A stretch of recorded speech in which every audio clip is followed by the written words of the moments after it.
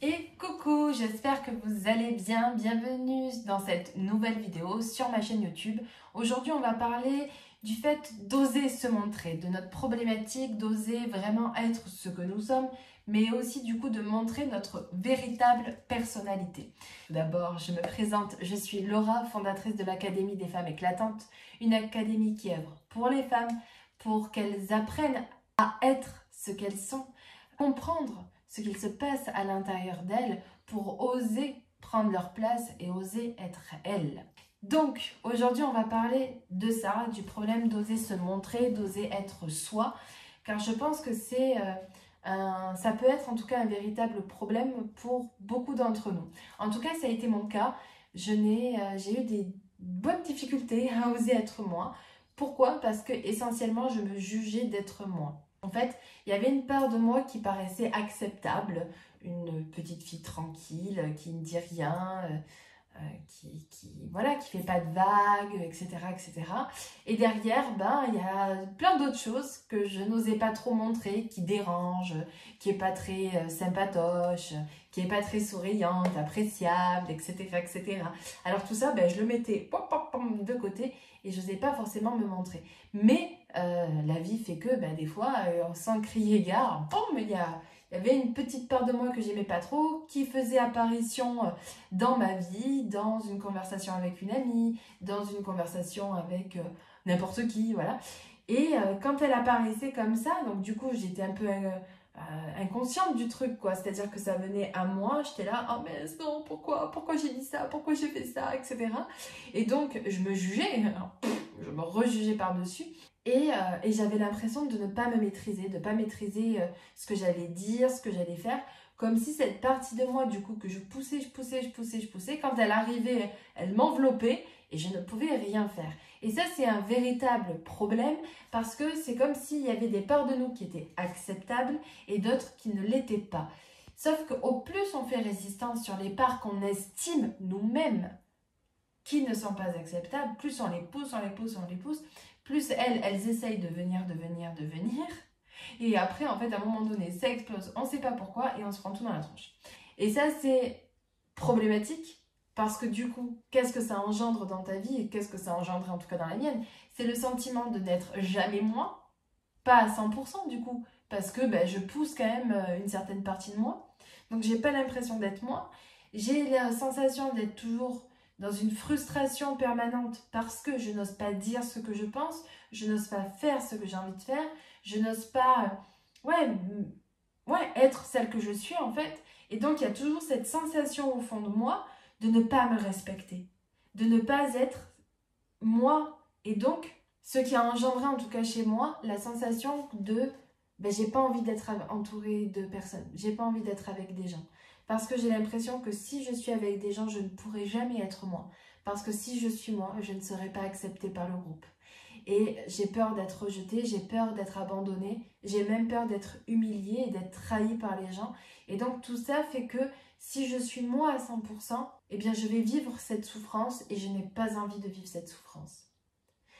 Vous voyez l'importance, encore une fois, de mettre de la conscience sur ce qu'on vit, de mettre de la conscience sur ce que ça va nous faire à l'intérieur de soi. Parce que si on n'a pas cette conscience-là, qu'est-ce qui va se passer? C'est qu'on va, par exemple moi, dans mon cas, ce qui allait se passer, c'est que j'allais me mettre en retrait.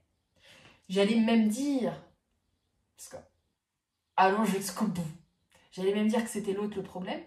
Forcément, ça pouvait pas être moi. Et j'allais pas me remettre en question. Et j'allais nourrir mes blessures. J'allais nourrir cette frustration, cette déception à l'intérieur de moi, au lieu de l'affronter et d'oser en fait simplement vaincre mes peurs, me surpasser, entre guillemets, pour simplement oser être moi.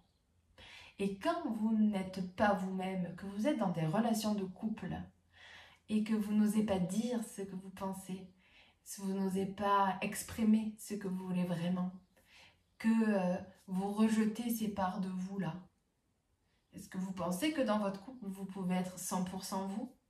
Et est-ce que vous pensez, du coup, que votre conjoint, votre partenaire, ne va pas le sentir, tout ça? Eh bien, si. Bien sûr que si. c'est dans le subtil, c'est dans d'autres énergies, hein. Ça se fait pas du coup verbalement, voilà. Mais ça se sent en fait. Ça se sent quand une personne n'est pas 100% elle. Parce que quand on n'est pas 100% nous, il va y avoir un peu des paradoxes, des incompréhensions. Des ouais, mais tu m'as dit ça, mais tu fais ça, attends, je comprends pas. Oui, mais vous voyez, c'est toutes ces petites choses de la vie qui vont faire, pardon, que ça va montrer qu'il y a ce déséquilibre à l'intérieur de vous. D'où encore l'importance de savoir prendre sa place pour être 100% soi, pour être épanoui, pour se respecter, pour s'aimer, passe par le fait déjà d'accepter toutes les parts de nous. Et moi, voyez-vous, j'ai dû accepter une des choses qui m'a été difficile, deux parts en moi qui ont été très difficiles, c'est celle qui est indépendante et celle qui est autoritaire. Les deux parts en moi, celles-ci, sont deux parts que j'apprivoise petit à petit. Celle qui est indépendante, je l'ai jugée du coup trop indépendante et pas dans le prendre soin de l'autre, celle qui ne pense qu'à elle, celle qui est égoïste. Et celle qui est autoritaire, bah pareil, il y a une forme d'égoïsme parce que elle prend le dessus sur l'autre. Et donc, au plus je fuyais ça, je les poussais, parce que pour moi, elles n'étaient pas bonnes, au plus je rejetais du coup ce qu'elles me poussaient à être moi. Parce que ces parts-là, elles sont pas mauvaises. Elles me poussent moi à incarner une part, une mission de vie, un positionnement dans ma vie. Celle qui est indépendante et les deux là, c'est celle qui me pousse à être là aujourd'hui. L'indépendante me pousse à créer un entrepreneuriat, être dans l'entrepreneuriat et de créer un business seul. Et l'autoritaire, en fait, au fond, elle me permet de donner une direction, de pouvoir me positionner comme ça, d'avoir ouais, une autorité.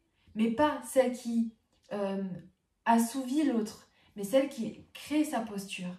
Et donc, j'ai dû d'abord apprendre à les embrasser, ces parts-là, en fait, à les accepter à l'intérieur de moi. Donc, ça a été la première étape. La deuxième étape, c'est accepter le fait qu'il y ait de l'ombre et de la lumière dans ces parts. Et la troisième, c'est en comprendre le cadeau.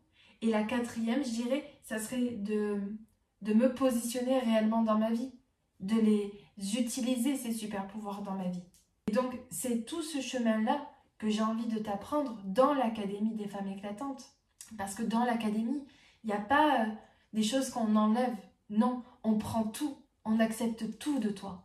Tout à 100%, on t'accepte tel que tu es. Parce que tu es merveilleuse et que tu es parfaite telle que tu es.